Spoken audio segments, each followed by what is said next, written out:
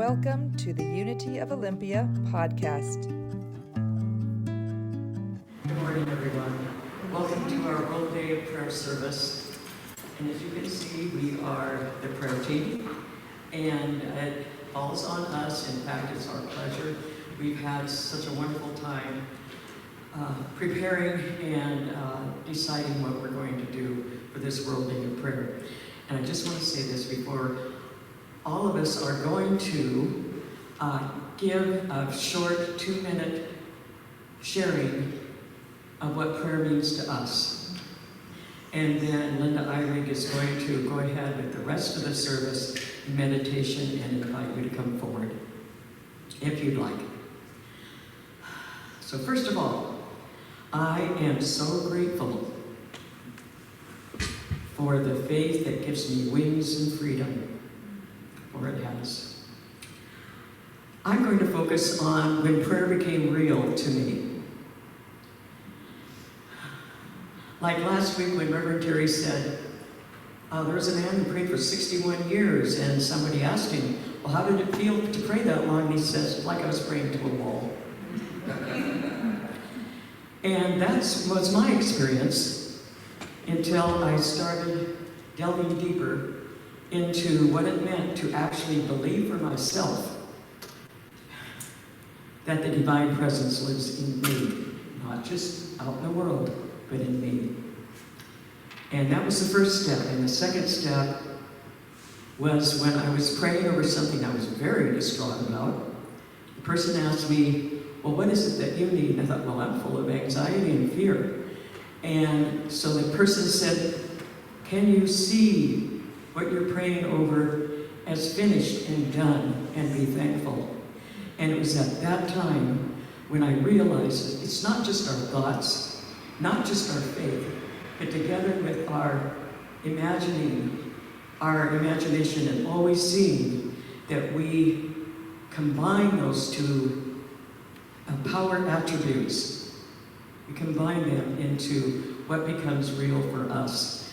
And again, I mentioned the Smith several times, Divine Audacity by Linda Martella Whitsett. I'm going to read one sentence about what she says about imagination. In a sense, imagination is our primary power because it is essential for the cultivation of all our spiritual capacities. And I amen to that.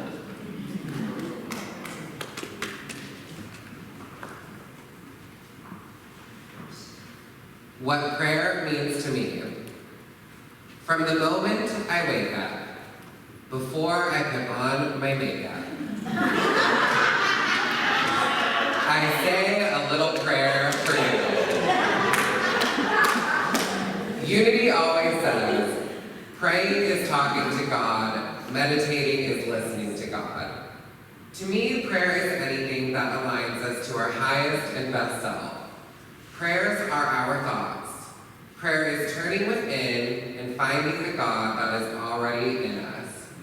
And for me, more importantly, prayers are our actions. Prayer is checking in on a friend. Prayer is doing something nice for someone else. Prayer is volunteering. Prayer is service. Prayer is not getting angry when you really, really want to. Prayer is choosing to see all others as extensions of your own divine consciousness, even when society is fighting to divide us. Prayer is unconditional love. Prayer is realizing no one and nothing is working against you.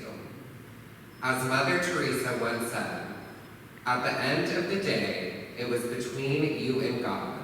It was never between you and them anyway. Prayer is our sacred duty to spread love and positivity everywhere we go. If our prayers can cause ripple effects and cause even one person to live a little more compassionately, then that is enough. Penny.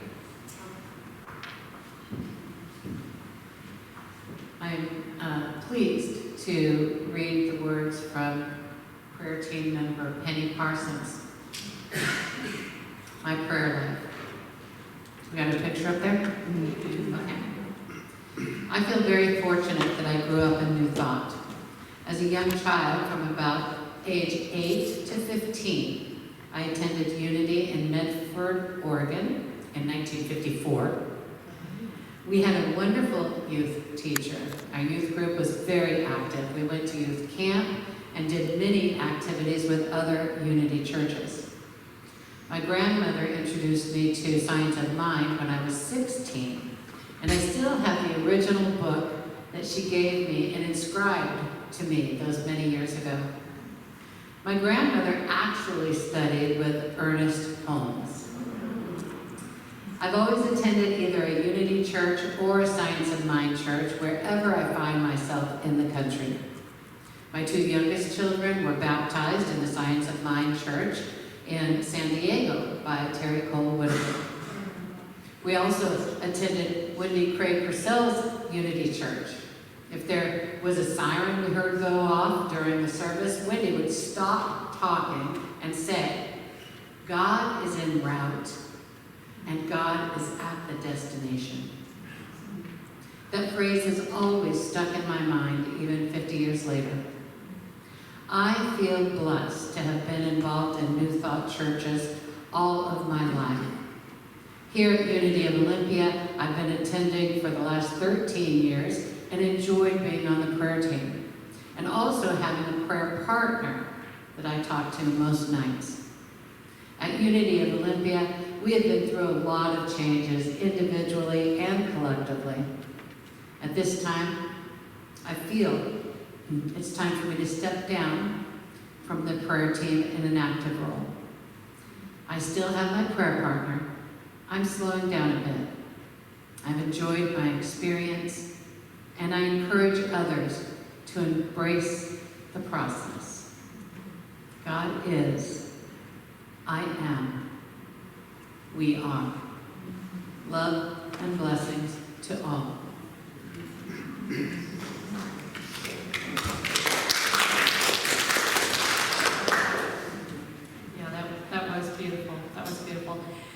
Good morning, I'm Audley Pitchford, and I know I've met a lot of you. So I've been a licensed Unity teacher since 2019, and it's kind of funny to me to have that title because I really see myself as a perpetual student continuing to learn and grow. And one of the books that I've been working with for the past couple of years is a book that the prayer team read together. It's called Pray Up Your Life by Reverend Charlene Emanuel. And one of the things that Reverend Charlene says in there about prayer that really resonates with me is she calls prayer conscious, intentional communion with the divine. Conscious, intentional communion with the divine. And I love that because I believe every thought is a prayer. And I don't know about you, but sometimes my thoughts are worried thoughts. And I believe we co-create and continue praying even when we are not consciously aware of that, even when what we're thinking are those worried thoughts that we're giving energy to. And so for me, my prayer practice has been to continue to do what I can to make myself conscious, to be able to return to that conscious space in each moment, to notice when I have started being in a mindless place. I brought up my backpack this morning. I asked Reverend Terry if I could because in a few days I'm going to be going on the Camino in Spain with my sister. And I'm aware there's many things about that journey that feel like quite a challenge to me. And my goal and my intention, using all my tools, meditating, the daily word, my prayer partner, is to be in that place of conscious awareness of my oneness with the divine and the oneness of everyone with the divine. So I'm so grateful for unity and for the practice of prayer.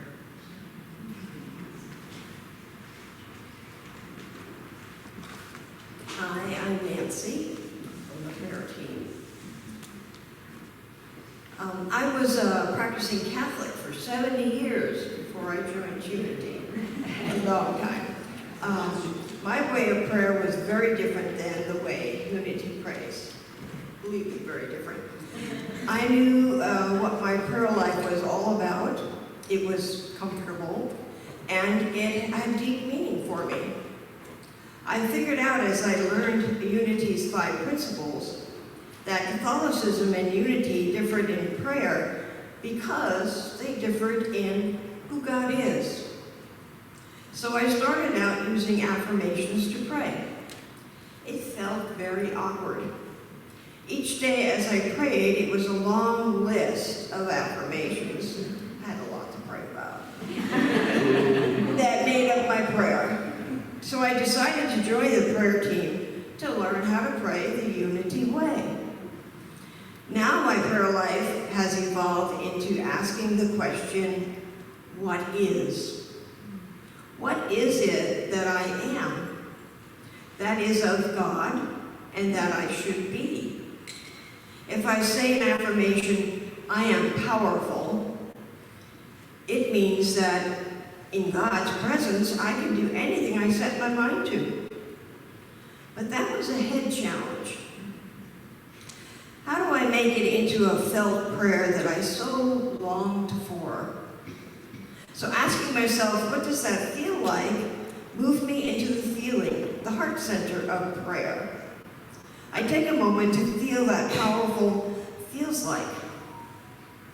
That moves it kind of out of my head and into my body. Feeling it in my body makes it real to me. I had not done that before, for I don't feel my feelings. Knowing I am powerful is different when I can feel it in my body and in my heart. Now when I face something that gives me anxiety, I can pray my affirmation and take a couple seconds to recall the feeling of power in my body and then move into using it. That's my power. It prepares me for my day in a totally different way than Catholic prayer did. I'm not knocking Catholicism. It had a purpose in my life. But I am grateful to learn how to apply affirmative prayer in my life. Thank you.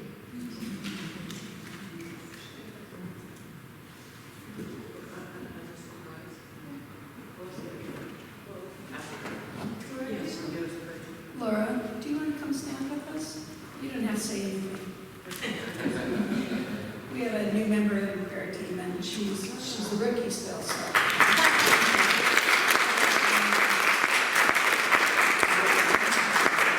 So as most of you know, I'm a diary, and I'm going to wrap up our talking about what prayer is all about for us and do a little lesson, and then I'm going to invite you into prayer. So this daily word last month had their praying for others, and it says, prayer connects me with God. And I thought to myself, that's it. That's it. Prayer connects me to God. And it can be dance, and it can be poems, and it can be songs, and it can be drumming, and it can be talking to a friend, and it can be changing our thoughts and doing new practices, and you name it. Anything that connects you to the divine, by whatever name you call it, is prayer, right? And yet, I go back to unity principle number 4. Anybody know what it is? Do a Reverend Terry here. I use prayer and meditation to align with the divine. I use prayer and meditation to align to the divine. Now, we do a lot of talking, and usually when we are praying with other people, we focus on the prayer part and not so much on the meditation. And to me, the meditation part has become my major prayer life. And so I wanted to share that with you because it's a little different. In our community time, it's hard to address that meditation piece because it takes time. It takes a considerable amount of time. And yet, as Jeffrey was saying, prayer is the talking to God. Meditation is more the listening to God. And I got to the point in my life, probably, I don't know, maybe 10 years ago, where I decided I need to listen more and talk less. And that's become my primary focus on prayer and meditation. So I was going to share my meditation practice with you. And I don't expect anybody to be able to do this because I'm retired now. And it takes time. But in my spiritual direction teachings, we were introduced to centering prayer, which basically is meditation. And when you're doing centering prayer, you try and do it for 20-minute segments. They suggest, and that's Father Thomas Keating is the one who brought it into the New World, they suggest doing it twice a day, morning and evening. And the reason they suggest 20 minutes is because it takes 20 minutes for the sunrise to go into daytime and for the sunset to go into nighttime. And what I've discovered in my practice of centering prayer, which is amazing to me because I do it with a group of people at least once a week as well as myself, is that 20-minute is kind of a magical moment. That when we sit there and we go deep for 20 minutes, all of a sudden you're like, I'm aligned. I'm like, that realization that I am the divine comes right back into your consciousness. It's kind of a miraculous thing. So I encourage you, if you have it, it's a very simple practice. Now, my practice has two parts. So I always begin with unity of affirmative prayer. I design a release, an intention, and a gratitude after some thought and journaling, and I gather verbal prayers from all over the universe, and I'll pull one in and I'll read them, and I do all that. And then I come up with what I feel like for this moment I need to release, what my intention is, and what my gratitude is. And then I go into centering prayer. Now, centering prayer is just taking 20 minutes and trying not to think about anything. Trying to focus on the divine, period, whatever that looks like to you. Now, their suggestion, which I use, is you pick one word so that if your mind starts straying, don't beat yourself up because that stops your process. Just notice it, let it go. Recently, I learned one from another Unity minister about using this practice of, oh, isn't that interesting? And just letting it go. That was Reverend Bong, I think, that came up with that one. And I love that. Isn't that interesting? Isn't that interesting? I'm feeling that way, right? And you just let it go. But they choose, centering prayer, you choose a word. And a lot of times I use one of the 12 powers. Love's my favorite, but that's just because I really like love, right? So you pick a word. And so when your mind starts straying, you just say the word. You don't dwell on it, you don't think about it, you just say the word, and then you try and go back into that pure open space where your mind is only on the divine. And it has a profound shift inside. And so I really invite people to go there. Now, that's not new to Unity. Myrtle Fillmore taught about it. Be still, be still, be still. The famous Psalms, be still and know that I am God, right?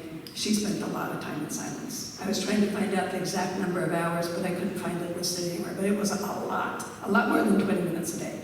So it's not new to us. It's just a little bit different format that it kind of comes in the middle of the Unity 5-step prayer practice. Meditation's right in the middle.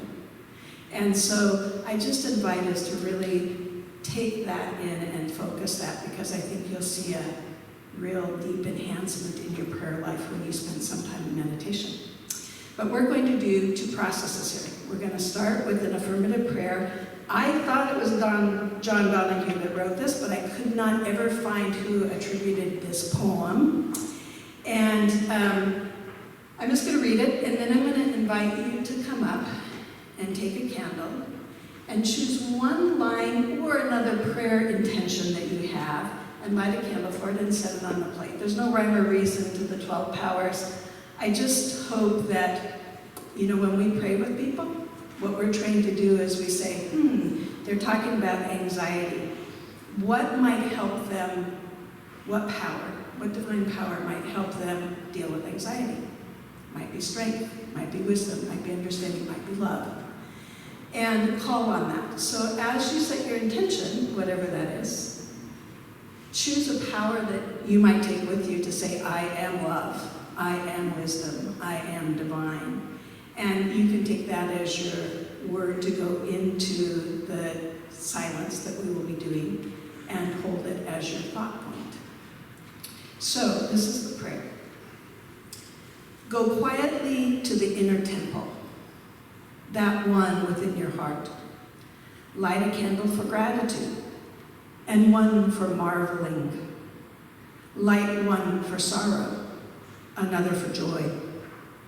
Light a candle for the parts of you are ready to let go of, and a candle for the vulnerable openness of being. Light a candle for forgiveness, one for courage and surrender. Light a candle and ask for guidance as you face what you must face. Now carry that bright room within you as you meet the unfolding day. As you come up, we'll leave it up on the screen. I invite you to refer to it as you come up and choose your candle that you want to light. If something else comes to your mind, certainly feel free to choose that.